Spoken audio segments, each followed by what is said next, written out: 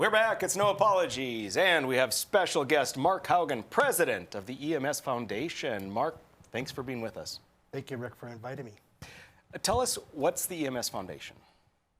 The EMS Foundation was started in 2004. So we haven't been in business for very long, but we help to support EMTs across the state, particularly volunteer rural emergency medical services, paramedics that are, paramedic students that are in school at our 3 vocational colleges that we have throughout North Dakota. And we support also all the educational endeavors within the North Dakota EMS Association by sponsorships. So we're growing our endowments, and it's been an exciting time for us. We have fundraisers throughout the summer, golf tournaments and a fishing tournament that helps support our fundraising along with donations that we receive. But we're supporting the work that the North Dakota legislature does for emergency medical services in funding to help fill some of the holes, fill some of the gaps that the legislature, doesn't necessarily fund. Right. Ah, interesting. That is interesting.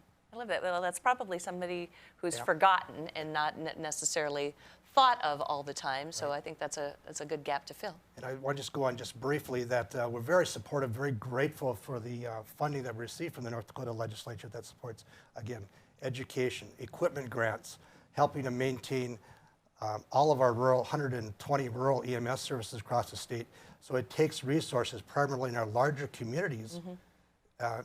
Obviously that money's getting shifted in many of our small rural communities so that we maintain a healthcare response system, emergency healthcare response system for our most vulnerable in any small community and large community across North Dakota. I think we have a very robust EMS system. I think I've never heard it said, oh, it took 2 hours for them to get here. They have a very good response, I think, time.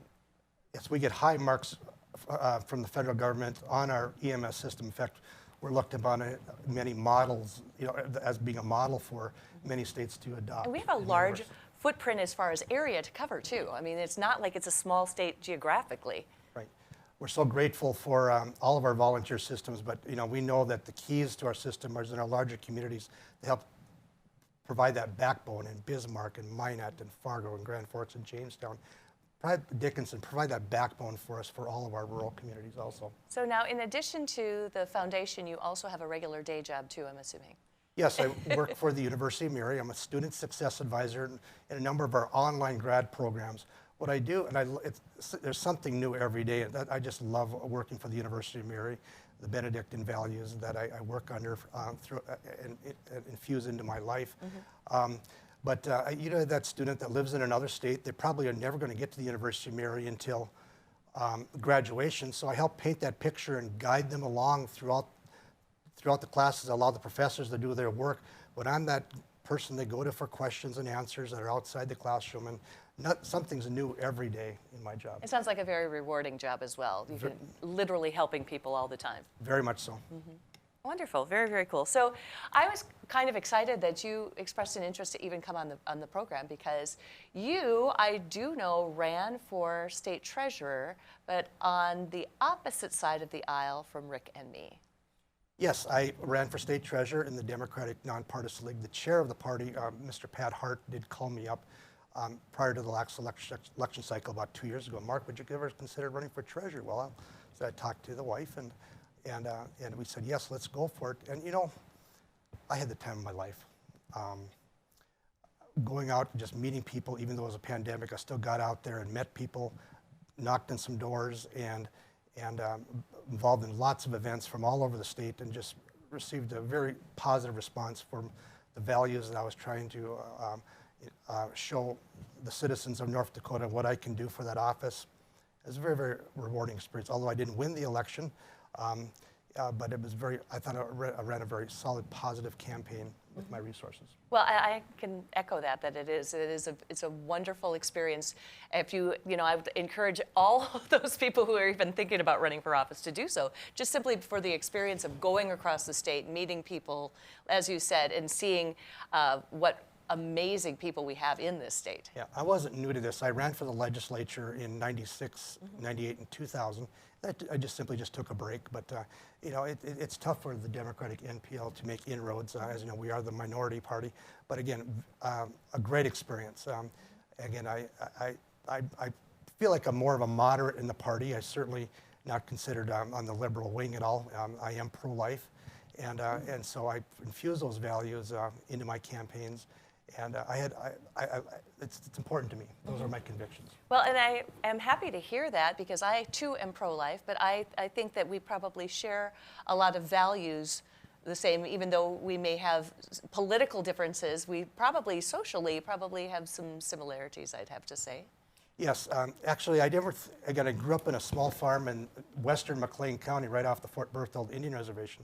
So, you know, as a young boy, you know, I wasn't thinking about Roe versus Wade, but you know, as I got older, and I was asked to run for the legislature, and I received a survey from North Dakota Right to Life, and I started going down the questions. I really didn't have an issue with the positions of North Dakota Right to Life. So, but back then, the Democratic NPL was a little more conservative. We had a number of pro-life legislators, Senator Aaron Crowder, Representative James Kurzman, to name a few, and he would go on to say we had a number of pro-life Democratic NPL senators back then.